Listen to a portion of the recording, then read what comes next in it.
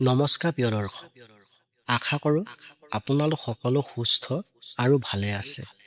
আজি ভিডিঅ'টো অত্যন্ত বিশেষ, কাৰণ আজি আমি কথা পাতিম পবিত্ৰ ৰাখী পূৰ্ণিমা আৰু চন্দ্ৰগ্ৰহণক লৈ জ্যোতিষীয়ৰ বিশ্বাসৰ বিষয়ে। ৰাখী পূৰ্ণিমা হৈছে ভাতৃভংগী মৰম, বিশ্বাস আৰু সুৰক্ষাৰ এক পবিত্ৰ উৎসৱ। এই দিনটোত ভংগীয়ে ভাতৃৰ হাতত ৰাখী বান্ধি তেওঁ সুস্বাস্থ্য আৰু দীৰ্ঘায়ু জীৱন কামনা কৰে। কিন্তু এইবাৰ ৰাখী পূৰ্ণিমাক লৈ বহুত লোকৰ মাজত বিশেষ কৌতূহলৰ সৃষ্টি হৈছে। কাৰণ ৰাখী পূৰ্ণিমাৰ সৈতে চন্দ্ৰগ্ৰহণৰ সংযোগক লৈ জ্যোতিষীয়ৰ ক্ষেত্ৰত বিভিন্ন আলোচনাও দেখা গৈছে।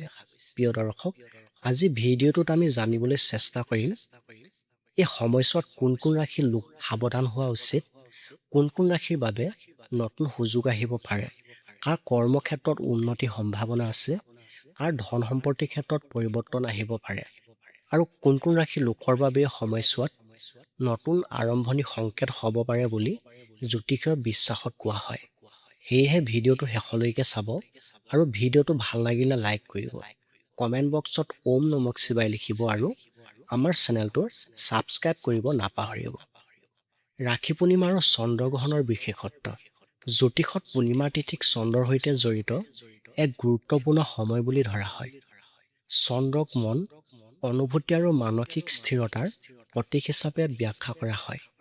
সেয়েহে পূৰ্ণিমাৰ সময়ত চন্দ্ৰগ্ৰহণৰ দৰে মহাজাগতিক পৰিঘটনা ঘটিলে জ্যোতিষৰ ব্যাখ্যাত ইয়াৰ প্ৰভাৱ মানুহৰ মানসিকতা আৰু জীৱনৰ বিভিন্ন ক্ষেত্ৰত পৰিব পাৰে বুলি বিশ্বাস কৰা হয়। কিন্তু এটা কথা মনত ৰাখিব, এইবোৰ জ্যোতিষৰ বিশ্বাস আৰু ব্যাখ্যা। ইয়াক বৈজ্ঞানিকভাৱে নিশ্চিত ভৱিষ্যৎবাণী বুলি ধৰি আতংকিত হোৱাৰ কোনো প্ৰয়োজন নাই। বাস্তৱ জীৱনত আপোনাৰ পৰিশ্ৰম, সিদ্ধান্ত, আচৰণ আৰু পৰিস্থিতিয়ে আপোনাৰ ভৱিষ্যত গঢ়াৰ ডাঙৰ ভূমিকা পালন কৰে। কোন ৰাশিয়ে সাৱধান হ'ব? জ্যোতিষীয় মত অনুসৰি এই সময়ছোৱাত কৰ্কট আৰু বৃশ্চিক ৰাশিৰ লোকসকলে কিছু সাৱধানতা অৱলম্বন কৰিব পাৰে। বিশেষকৈ ধন পইচা লেনদেনৰ ক্ষেত্ৰত খৰখেদা নকৰাই ভাল। কোনো ডাঙৰ বিনিয়োগ, নতুন চুক্তি বা গুৰুত্বপূৰ্ণ আৰ্থিক সিদ্ধান্ত লোৱাৰ আগতে সকলো তথ্য ভালদৰে পৰীক্ষা কৰা উচিত। কৰ্মক্ষেত্ৰতো সহকৰ্মীৰ সৈতে ভুল বুজাবুজি সৃষ্টি নহ'বলৈ কথাবোৰ চিন্তা কৰি কোৱা ভাল। খৰখেদাকৈ কোনো সিদ্ধান্ত লৈ পিছত অনুতাপ কৰাৰ সলনি ধৈৰ্য ধৰি আগবাঢ়ক। কৰ্কট বা বৃশ্চিক ৰাশিৰ লোকসকলৰ বাবে এই সময়টো বেয়া হ'বই বুলি কোৱা হোৱা নাই, বৰং সাৱধানতা অৱলম্বন কৰিলে বহুত সমস্যাৰ পৰা নিজকে আঁতৰাই ৰাখিব পাৰিব। এতিয়া আহোঁ ভাগ্য ফালে। প্ৰিয় দৰ্শক, এতিয়া আমি জানিম এই চাৰিটা ৰাশিৰ কথা, যিবোৰক জ্যোতিষৰ ব্যাখ্যা অনুসৰি সময়ছোৱাত তুলনামূলকভাৱে শুভ বুলি ধৰা হৈছে। প্ৰথমে আহিছে মেষ ৰাশি। যদি আপোনাৰ ৰাশি মেষ হয়, তেন্তে এই সময়ছোৱাত আপোনাৰ বাবে নতুন সম্ভাৱনাৰ দুৱাৰ মুকলি কৰিব পাৰে বুলি জ্যোতিষীয় ব্যাখ্যাত কোৱা হৈছে। বহুদিন ধৰি আপুনি যিটো কামৰ বাবে চেষ্টা কৰি আছিল, সেই কামত নতুন সুযোগ আহিব পাৰে। বিশেষকৈ চাকৰি বিচাৰি থকা লোকসকলে নতুন খবৰ লাভ কৰিব পাৰে। ব্যৱসায়ৰ সৈতে জড়িত লোকসকলেও নতুন গ্ৰাহক, নতুন কাম অথবা নতুন সুযোগ লাভ কৰাৰ সম্ভাৱনা আছে। আৰ্থিক দিশটো পৰিস্থিতি কিছু উন্নত হ'ব পাৰে, কিন্তু ইয়াৰ বাবে কেৱল ভাগ্যৰ ওপৰত নিৰ্ভৰ নকৰিব। আপুনি যি সুযোগ পাব তাক সঠিকভাৱে ব্যৱহাৰ কৰিবলৈ পৰিশ্ৰম কৰিবই লাগিব। মেষ ৰাশি যিসকল লোকে নতুন কিবা এটা আৰম্ভ কৰাৰ কথা ভাবি আছে, তেওঁলোকে ভালদৰে পৰিকল্পনা কৰি আগবাঢ়িব পাৰে। এই সময়ছোৱাত আত্মবিশ্বাস আপোনাৰ অন্যতম শক্তি হ'ব পাৰে। দ্বিতীয় ৰাশি হৈছে সিংহ। দ্বিতীয় শুভ ৰাশি হিচাপে কোৱা হয় সিংহ ৰাশিৰ কথা। সিংহ ৰাশিৰ লোকসকল সাধাৰণতে আত্মবিশ্বাসী আৰু নেতৃত্ব দিবলৈ ভাল পোৱা বুলি জ্যোতিষত বৰ্ণনা কৰা হয়। এই সময়ছোৱাত আপোনাৰ সেই আত্মবিশ্বাস আৰু নেতৃত্ব গুণ কৰ্মক্ষেত্ৰত উপকাৰী হ'ব পাৰে। চাকৰিৰ ক্ষেত্ৰত নতুন দায়িত্ব লাভ কৰিব পাৰে। কোনোবাই আপোনাৰ কামত প্ৰশংসা কৰিব পাৰে। কোনোবাই বহুদিন ধৰি পদোন্নতি অপেক্ষাত থাকিলে নতুন সুযোগৰ খবৰ লাভ কৰিব পাৰে।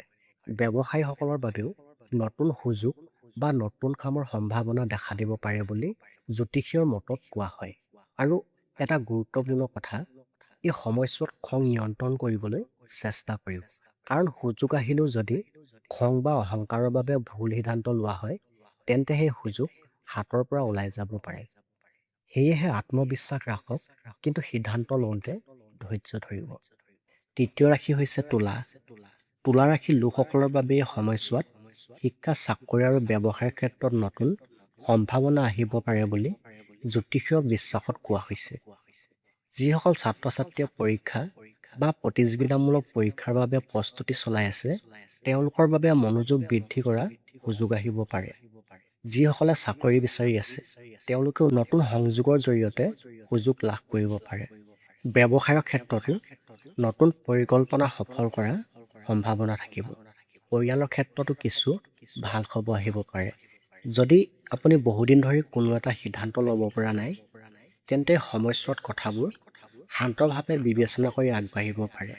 তুলা ৰাশিৰ লোকসকলৰ বাবে মূল মন্ত্ৰ হ'ব খৰখেদা নহয়, পৰিকল্পনাৰে আগবাঢ়ক।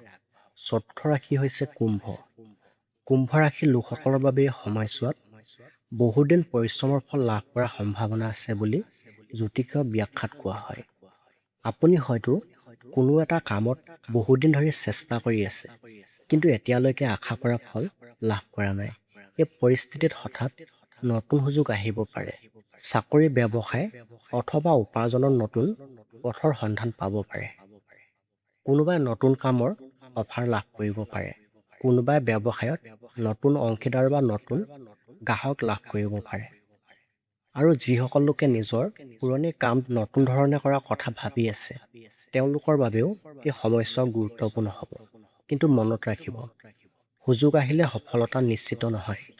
সুযোগক সফলতালৈ ৰূপান্তৰ কৰিবলৈ আপোনাৰ কাম আৰু পৰিশ্ৰম অত্যন্ত প্ৰয়োজনীয় হ'ব।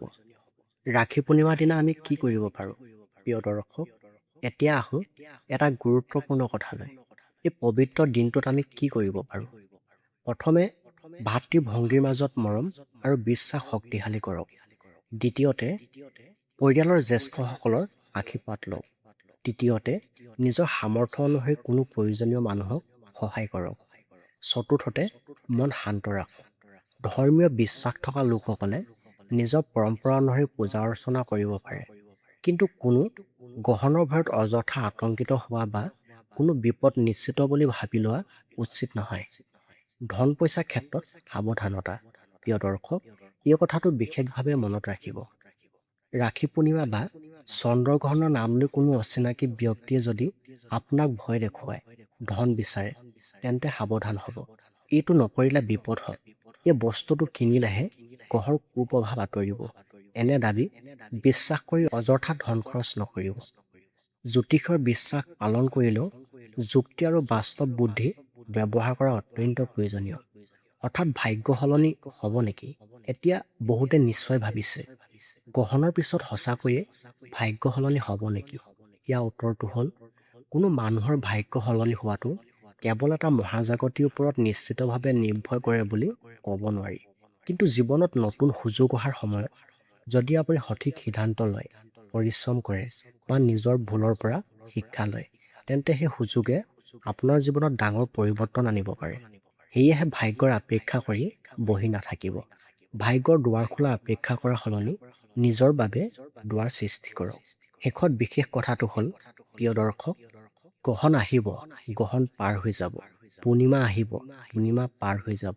কিন্তু আপোনাৰ জীৱনৰ মূল্য, আপোনাৰ সপোন আৰু আপোনাৰ পৰিশ্ৰম সদায় আপোনাৰ লগত থাকিব। সেয়ে পবিত্ৰ ৰাখী পূৰ্ণিমা ভাতৃ-ভংগী মৰম সন্মান কৰক।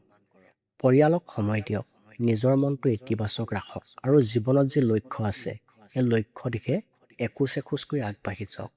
জ্যোতিষীয় বিশ্বাস অনুসৰি মেঘ, সিংহ, তুলা আৰু কুম্ভ ৰাশিৰ বাবে কিছু ইতিবাচক সম্ভাৱনাৰ কথা কোৱা হৈছে।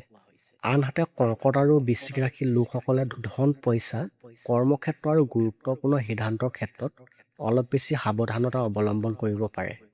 কিন্তু মনত ৰাখিব, কোনো ৰাশিয়ে আপোনাৰ ভৱিষ্যত 100% নিৰ্ধাৰণ নকৰে। আপোনাৰ সৎ পৰিশ্ৰম, সঠিক সিদ্ধান্ত আৰু ভাল কৰ্মই আপোনাৰ জীৱন অধিক সুন্দৰ কৰি তুলিব পাৰে। প্ৰিয় দৰ্শক, আজি ভিডিঅ'টো যদি আপোনাৰ ভাল লাগিল, তেন্তে এটা লাইক কৰক। কমেণ্ট বক্সত লিখক ওম নমঃ শিৱায় আৰু আপোনাৰ ৰাশি কোনটো সেইটো কমেণ্ট কৰি জনাব পাৰে। আৰু আমাৰ চেনেলটো যদি এতিয়াও ছাবস্ক্ৰাইব কৰা নাই, তেন্তে এতিয়াই ছাবস্ক্ৰাইব কৰক আৰু এনেধৰণৰ নতুন ভিডিঅ'সমূহ লাভ কৰিবলৈ বেল আইকনটো অল কৰি ৰাখক। আপোনাৰ বন্ধু-বান্ধৱী আৰু পৰিয়ালৰ লোকসকলেও উপকৃত হ'ব বুলি ভাবিলে ভিডিঅ'টো শ্বেয়াৰ কৰিবলৈ নাপাহৰিব। সকলোৰে জীৱনত সুখ, শান্তি, সুস্বাস্থ্য আৰু সফলতা আহক। ভাতৃভংগী মৰম সদায় অটুট থাকক। এই কামনাৰে আজিলৈ বিদায় লৈছোঁ। সকলো ভালে থাকক, সুস্থ থাকক। ধন্যবাদ।